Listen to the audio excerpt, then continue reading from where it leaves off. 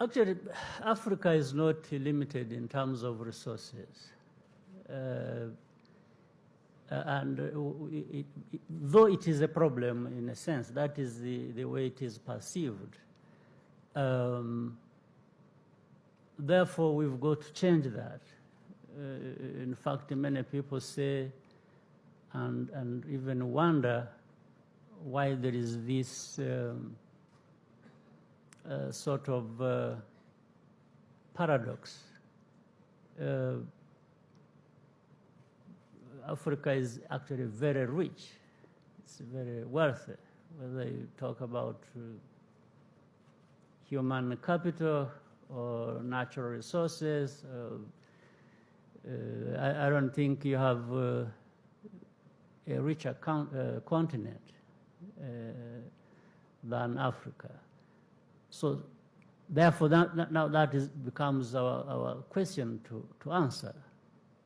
So how do we resolve that? How do we turn the potential, the wealth, in terms of people and resources into this reality that Africa should be, where it actually has resources to deploy, and that's the problem we have to address. Therefore, Africa, each country, has to address that problem by looking at what we have as each country, but also what we can even have if we came together as countries, allowing Africans to work together and develop these resources as we know them. So we in our case, since you also raised it,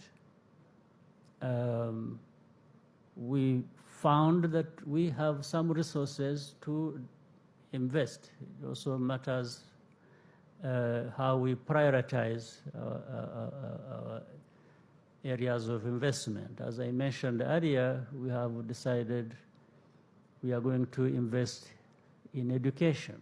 But that means we are investing in our people, and our people, for all countries I know, the people are the #1 assets of any country, and even more importantly for us, Rwanda, because what other countries may have in plenty, we don't have. That means on the side of the natural resources. But we still could find resources to invest in education, even towards, for example, an institution like this. Or there will be others, and there have been others where we have also made such investments. So I think we have to sort of realign our thinking and make sure that it is going in the right direction and answering the basic and the most important questions like one you have just asked. So Africa, we talk about this, whether it is in regional groups or at the continental level, at the African Union.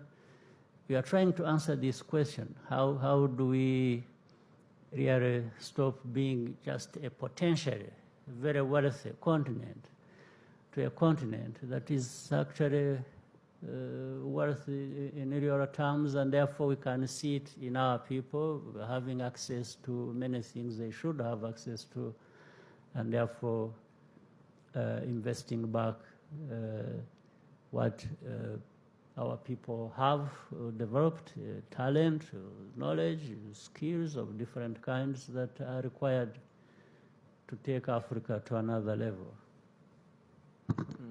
Thank you so much. So